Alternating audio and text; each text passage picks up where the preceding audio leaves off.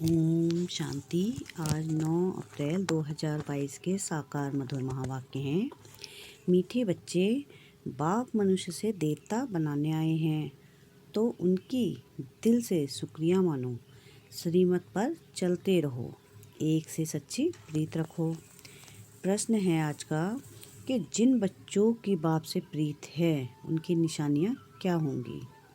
उत्तर है इसका, बाप से सच्ची प्रीत है तो एक उन्हें ही याद करेंगे, उनकी ही मत पर चलेंगे। मनसा वाचा कर्मणा किसी को भी दुख नहीं देंगे, किसी के प्रति घृणा नहीं रखेंगे। अपना सच्चा पोता मेल बाप को देंगे, कुसंग से अपनी संभाल करेंगे। गीत है आज का, धीरज धर मनुआ। ओम शांति। ब्राह्मणों को तो जरूर धीरज ही होगा, क्योंकि ब्राह्मणों की ही परमपिता परमात्मा के साथ प्रीत है। नंबरवार पुरुषार्थ अनुसार सबकी एक जैसी प्रीत नहीं है। जैसे बाबा मम्मा और बच्चे अपना अपना अनुभव सुनाते हैं, हम आत्मा अपने लिए कहते हैं, बाबा फिर अहम परमात्मा कहेंगे।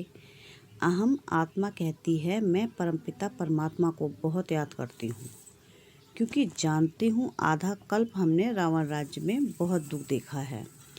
ऐसे भी नहीं शुरू से दुख होता है, नहीं, रावण राज्य में धीरे धीरे दुख की वृद्धि होती है, कलाएं कम होती जाती हैं।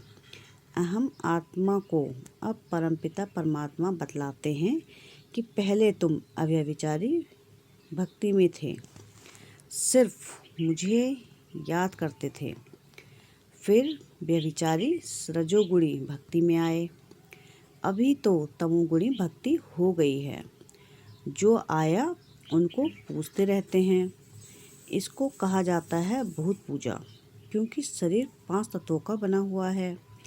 यह फलाना स्वामी है, सिर्फ 5 तत्वों के शरीर को देख सकते हैं, उन्हों के चरणों में गिरते हैं।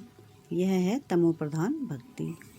अभी हम आत्मा जानते हैं परमपिता परमात्मा फिर से आए हैं हमको अपना वर्षा देने, इसलिए जितना हो सके उनको याद करते हैं। उनका फरमान है, निरंतर मुझे याद करो, देही अभिमानी भव अथवा आत्म अभिमानी भव।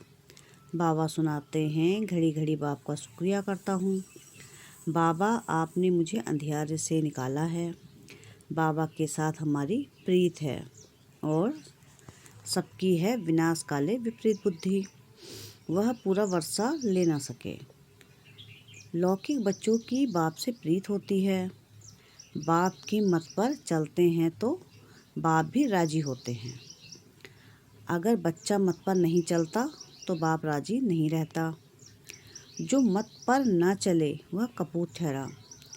तो बेहद का बाप भी कहते हैं, मुझे याद करो तो तुम्हारे विकर्म भस्म हो जाएंगे, भस्म होते जाएंगे। मेरे बने हो तो कोई भी पाप कर्म कर्मेंद्रियों से नहीं करना, कभी श्रीमत का उल्लंघन नहीं करना। बाप तुम्हें पुजारी से पूज्य बना रहे हैं, तो बाप का कितना शुक्रिया मानना चाहिए। उनकी मत पर नहीं चलेंगे तो जन्म जन्मांतर के लिए पदभ्रष्ट कर देंगे। भल हम यहाँ भ्रत भूत पलीति को कहते हैं, भल हम यहाँ भ्रष्ट मूत पलीति को कहते हैं, परंतु वहाँ कम पद को भ्रष्ट पद कहते हैं। बाप कहते हैं, अच्छी रीति प्रीत लगाओ। जिसे स्त्री पति को याद करती है वैसे तुम मुझे याद करो, मेरी श्रीमत पर चलो। मनसा वाचा कर्मणा किसको दुख ना दो, मन में भी किसी के लिए घृणा नहीं रखना। हर आत्मा अपना पार्ट बजा रही है। तुम जानते हो अभी का यह जन्म भविष्य के जन्म से भी ऊंच है। यहाँ हम ईश्वरीय औलाद बने हैं, सतयुग में दैवीय औलाद होंगे। यहाँ की महिमा जास्ती है। जगदम्बा से 21 जन्म का वर्षा मिलता है, लक्ष्मी से क्या मिलता है। इन बातों को नया कोई समझ ना सके। आते तो बहुत हैं, परंतु जिनको निश्चय है जिसको निश्चय नहीं वह ठहर ना सके। बाबा मम्मा बच्चों के मित्र संबंधी आते तो बहुत हैं, अथवा ऑफिसर्स आदि आते हैं तो अलाउ किया जाता है। कहाँ तीर लग जाए। विचारों का कल्याण हो जाए। झट पता लग जाता है कि ईश्वरीय कुल का है व आसुरी कुल का है, प्रेत लगती है व नहीं। आते यहाँ बहुत हैं, ठीक हो जाते हैं, फिर बाहर जाकर कुसंग में अथवा माया के संग में विकारी बन जाते हैं। लिखते हैं हमने हार खाई, लेकिन अगर ना बताएं तो और वृद्धि होती जाएगी। तुम्हारी अब प्रेत बुद्धि है बाप के साथ। हाँ, तुम्हारे में भी नंबरवार पुरुषार्थ अनुसार प्रेत बुद्धि है। शिव बाबा बच्चों को समझाते हैं, कभी भी कोई विकर्म नहीं करना, श्रीमत पर चलना। बाबा के बने हो तो तुम्हारे चलन भी ऐसे होने चाहिए। बाबा को पूरा मालूम होना चाहिए। बाबा मुक्ति, जीवन मुक्ति, विश्व की बात सही देते हैं, और बच्चों के पास क्या है वह बाप को पता नहीं है। बाप के पास तो पूरा पोता मेल आना चाहिए। मेरे को देने से तुम्हारा नुकसान नहीं होगा, वह तो सब पैसे आदि अपने काम में ले लेते हैं। मैं तो हूँ निराकार, तुम बच्चों के ही काम में लगाता हूँ, जैसे गांधी जी देश के काम में लगाते हैं, इसलिए उनका नाम बाला है। बरोबर गांधी ने कांग्रेस राज्य स्थापन किया, नहीं तो यहाँ राजाओं का राज्य था। अभी बाप फिर से नई राजधानी राम राज्य स्थापन कर रहे हैं। यह बात सभी बच्चों की बुद्धि में बैठती नहीं है। अगर बैठे तो खुशी का पारा भी चढ़े। बाबा के साथ योग लगाते रहें। बाबा कहते हैं परम धाम में रहने वाले बाप को वहाँ याद करो जहाँ जाना है। अब ड्रामा पूरा होना है। ड्रामा को कोई जानते ही नहीं, न कोई की मेरे साथ प्रीत है। कहते हैं हम परंपरा से गंगा स्नान करते आए हैं। क्या सतयुग में भी करते थे? परंपरा का भी अर्थ नहीं समझते हैं। बाबा कहते हैं अब तुम्हारे सुख के दिन आ रहे हैं। तुम्हारी बुद्धि में धीरज है। यहाँ तो कुछ भी समझते नहीं हैं। यहाँ से समझकर जब बाहर जाते हैं तो माया सारा ही खा जाती है। जैसे मक्खन मारती है तो चींटियाँ सारा उनको हप कर लेती हैं। यहाँ भी मरते हैं तो चींटियाँ लेकर सारा हप कर लेती हैं। माया भी बलवान है, कम नहीं है, बड़ी लड़ाई लगती है। यहाँ रहते भी क्लास में नहीं आते हैं तो समझा जाता है यह स्वर्ग के मालिक नहीं बन सकते, कृष्णपुरी में जा ना सके, कुछ भी वैल्यू नहीं। तुम जो हीरे जैसे बनते हो उन्हों की ही वैल्यू है। तुम जानते हो हम व्यर्थ पाउंड बन रहे हैं, हम बर्थ पाउंड बन रहे हैं। एक घर में एक हंस एक बगुला होगा तो खिटपिट जरूर हो चलेगी। यहाँ तो बगुले से किनारा होता है। मूत पलीती के हाथ का तुम खा भी नहीं सकते हो, परंतु बच्चों का बाप से इतना लग तो है नहीं, इसलिए सोचते हैं कि पेट कहाँ से भरेगा। अरे भील लोग कहाँ से खाते हैं। आजकल तो कोई कफनी पहन ले तो मुफ्त में पैसे मिलते रहते हैं। सब पाँव पकड़ते रहते हैं, जो आएगा मूर्ति के आगे पैसे रखता जाएगा। बहुत इजी, यह दुनिया ही ऐसी है। बच्चों को ख्याल करना चाहिए। यह दुनिया जल्दी खल्लास हो तो स्वर्ग में जाएं, परंतु लायक भी बने ना, पद भी पाना है ना। वहाँ भी पोजीशन का फ़र्क रहता है। पढ़ाने वाला एक ही है, कोई राजा रानी, कोई नौकर चाकर, कोई साहूकार प्रजा। राजधानी स्थापन हो रही है और धर्म स्थापक राजाई नहीं स्थापन करते हैं। धर्म स्थापक राजाई नहीं स्थापन करते हैं। इसलिए बाबा कहते हैं खबरदार रहो, विनाश काले पूरी प्रीत बुद्धि चाहिए। जितनी प्रीत होगी उतना बाप से वर्षा लेंगे। याद करने का भी सिखाया जाता है। बाबा बतलाते हैं बाबा को चक्र को याद करो, सुदर्शन चक्र फिराओ। हम लाइट हाउस हैं, खिवैया हमारे नैया को पार ले जाता है। एक आँख में शांति धाम, एक आँख में सुख धाम रहना है। अच्छा, मीठे मीठे से खिलते बच्चों प्रति माता पिता बाप दादा का याद प्यार और गुड मॉर्निंग।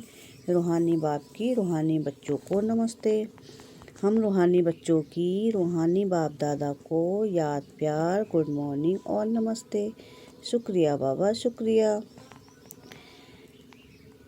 धारणा के लिए मुख्य सार है, पहली पॉइंट है कि हम एक पाठधारी के पाठ को देखते हुए किसी से भी घृणा नहीं करना है। हर एक पाठधारी के पाठ को देखते हुए किसी से भी घृणा नहीं करना है। मनसा वाचा कर्मणा, किसी को भी दुख नहीं देना है। सेकंड पॉइंट है कि बाप को अपना पूरा मेल देना है। विनाश काले पूरी प्रीत बुद्धि बनना है। श्रीमत पर अपनी चलन श्रेष्ठ बनानी है। कुसंग से संभाल करनी है। वरदान है आज का कि सूक्ष्म पापों से मुक्त बन संपूर्ण स्थिति को प्राप्त करने वाले सिद्धि स्वरूप भव। कई बच्चे वर्तमान समय कर्मों की गति के ज्ञान में बहुत इजी हो गए हैं, इसलिए छोटे छोटे पाप होते रहते हैं। कर्म फिलॉसफी का सिद्धांत है, यदि आप किसी की ग्लानि करते हो, किसी की गलती या बुराई को फैलाते हो या किसी के साथ हाँ में हाँ भी मिलाते हो, तो यह भी पाप के भागी बनते हो। आज आप किसी की ग्लानि करते हो तो कल वह आपकी दुगनी ग्लानि करेगा। यह छोटे छोटे पाप संपूर्ण स्थिति को प्राप्त करने में विघ्न रूप बनते हैं। इसलिए कर्मों की गति को जानकर पापों से मुक्त बन सिद्धि स्वरूप बनो। स्लोगन है आज का कि यदि आदि पिता के समान बनने के लिए शक्ति, शांति और सर्वगुणों के स्तंभ बनो। आदि पिता के समान बनने के लिए शक्ति, शांति और सर्वगुणों के स्तंभ बनो। मातेश्वरी जी के अनमोल महावाक्य। निराकारी दुनिया अर्थात आत्माओं के रहने का स्थान। जब हम निराकारी दुनिया कहते हैं तो निराकार का अर्थ यह नहीं कि उनका कोई आकार नहीं है, परंतु कोई दुनिया जरूर है। उसका स्थूल सृष्टि मुआफिक आकार नहीं है। जैसे परमात्मा निराकार है, लेकिन उसका अपना सूक्ष्म रूप अवश्य है। हम आत्मा और परमात्मा का धाम निराकारी दुनिया है।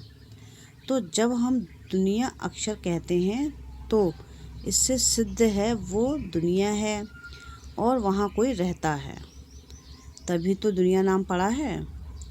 अब दुनियावी लोग तो समझते हैं परमात्मा का रूप भी अखंड ज्योति तत्व है, लेकिन वह तो परमात्मा के रहने का ठिकाना है, जिसको रिटायर्ड होम कहते हैं। तो हम परमात्मा के घर को परमात्मा नहीं कह सकते। अब दूसरी है आकारी दुनिया, जहाँ ब्रह्मा, विष्णु, शंकर देवताएं आकारी रूप में रहते हैं। और यह है साकारी दुनिया,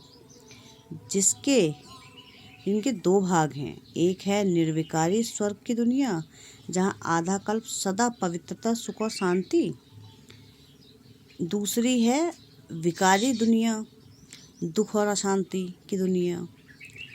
अब यह दो दुनियाएं क्यों कहते हैं?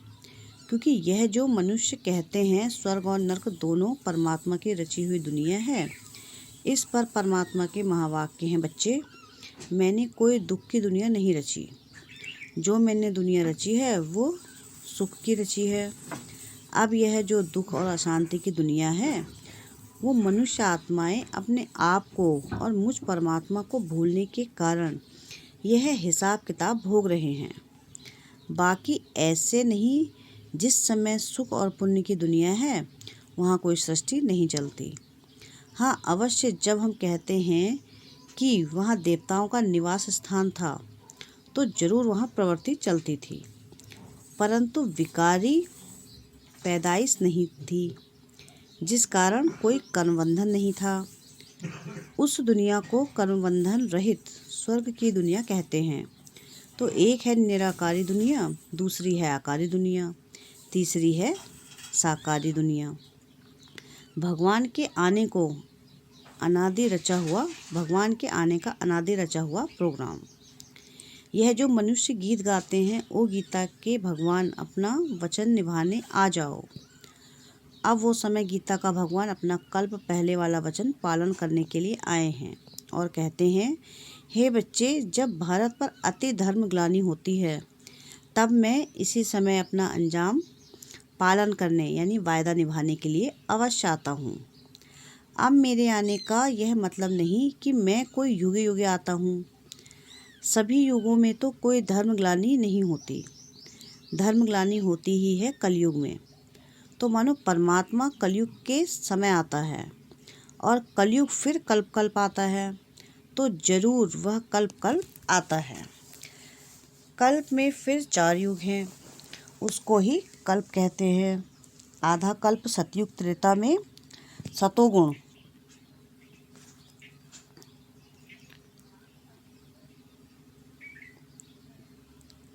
कल्प कल्प आता तो जरूर कल्प आता। कल्प में फिर 4 युग होते हैं, उसको ही कल्प कहते हैं। आधा कल्प सतयुग त्रेता में सतोगुण सतो प्रधान है, वहाँ परमात्मा के आने की कोई ज़रूरत नहीं। और द्वापर युग से तो फिर दूसरे धर्मों की शुरुआत है। उस समय भी अति धर्मग्लानि नहीं है। इससे सिद्ध है कि परमात्मा तीनों युगों में तो आता ही नहीं है। बाकी रहा कलयुग, उसके अंत में अति धर्मग्लानि होती है। उसी समय परमात्मा आए, अधर्म विनाश कर सत्य धर्म की स्थापना करते हैं। अगर द्वापर में आया हुआ होता तो फिर द्वापर के बाद सतयुग होना चाहिए, फिर कलयुग क्यों? ऐसे तो नहीं कहेंगे परमात्मा ने घोर कलयुग की स्थापना की। अब यह तो बात नहीं हो सकती। इसलिए परमात्मा कहते हैं, मैं एक हूँ और एक ही बार आए अधर्म का विनाश कर, कलयुग का विनाश कर सतयुग की स्थापना करता हूँ। तो मेरे आने का समय संगम युग है। अच्छा, ओम शांति, ओम शांति, ओम शांति।